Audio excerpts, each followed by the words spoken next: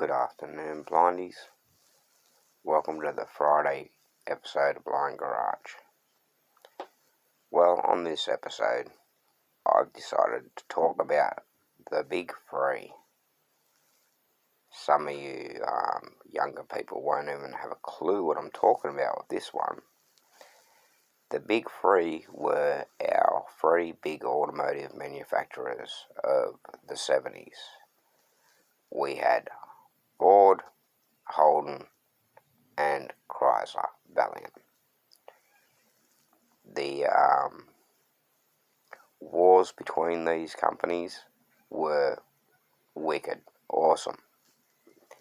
It's how our automotive industry thrived and become one of the best in the world up until GM and Ford America decided to stick their nose in and turn it to crap, basically. So we had the big three: Ford, Holden, Chrysler.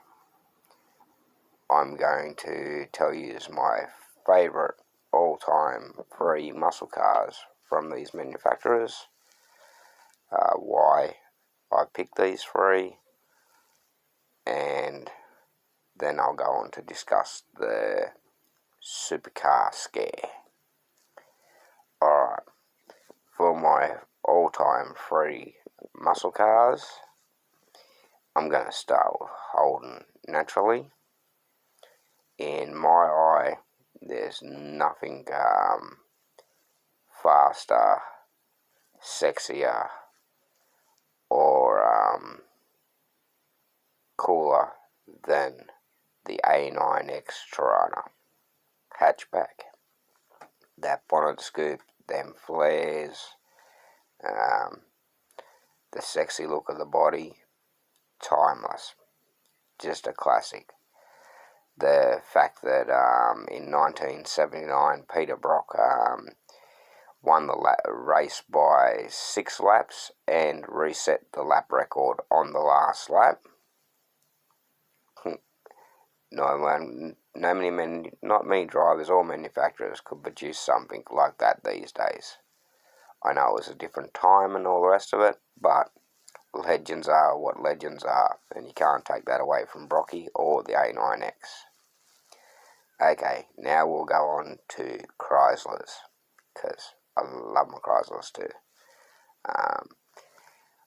If I was to have a choice of any Chrysler product in my shed, it'd have to be the E49 in silver, big tank, 4-speed, triples, beautiful car.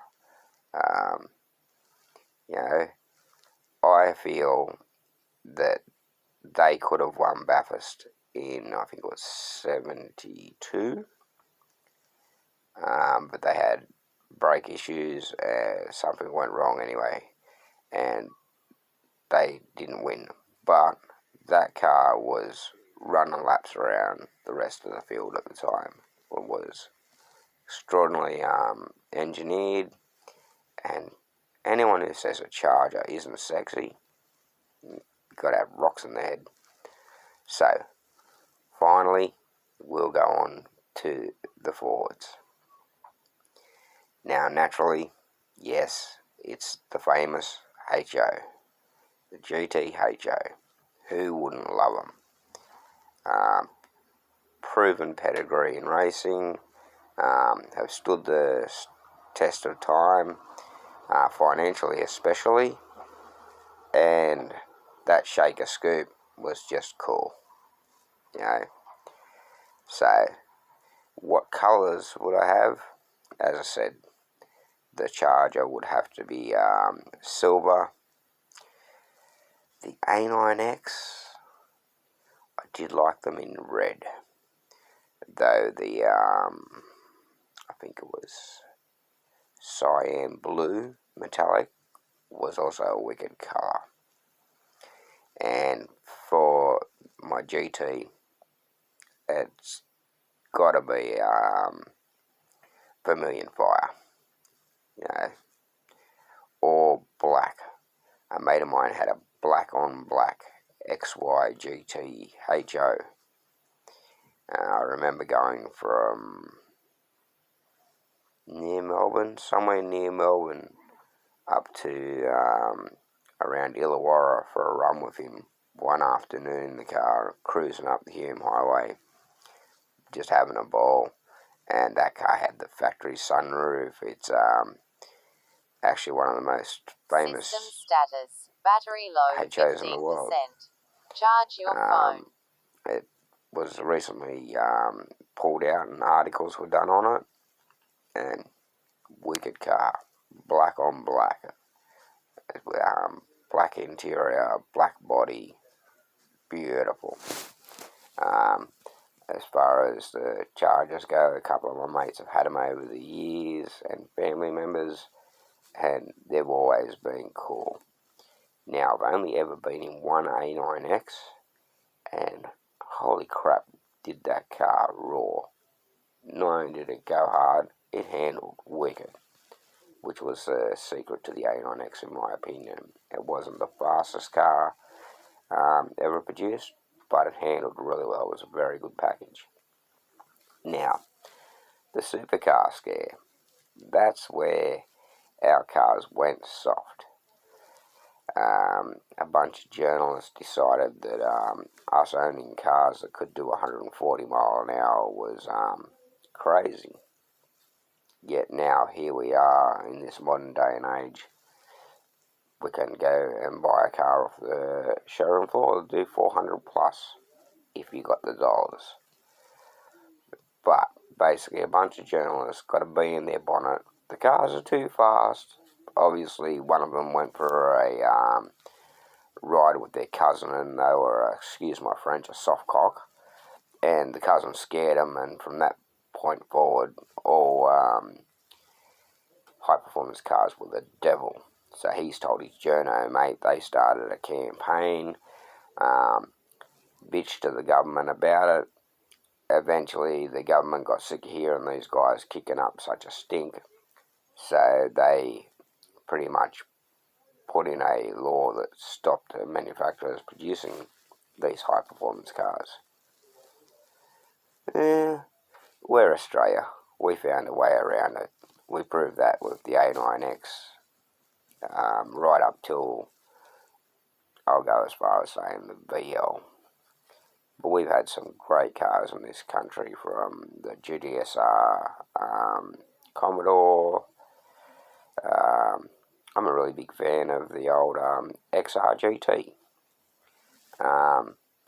especially love the two-door Pacers. We're very blessed in this country to have quite a nice selection of muscle cars to choose from, and we probably would have had a lot more had it not been for the supercar scare. So, there you go, guys. My opinions and selection of the big three. Wish things could still be the same now. We don't even have the big one in Australia anymore, and that's a bloody shame, because when it comes to manufacturing cars, we innovated the world in a lot of ways. Australia designed the ute. We were also the first people to put a radio in a car. The VE Commodore, the $1 billion baby, went on to become the Camaro. If we didn't produce such good products, why was the rest of the world constantly stealing them off us? You have a look out there on YouTube about the world's thoughts on our cars. The Yanks love them. The Europeans think they're cool as all hell. And now, alas, it's no more. So, here's to the big three. May they rest in peace. I hope you guys enjoyed this episode of Blind Garage, and don't forget to like, share, subscribe, smash that notification bell, and tell me your comment in the comments. What's your top 3 muscle cars from each manufacturer? Remember the rules, guys. Keep ties, turn up a jelly. Stop recording.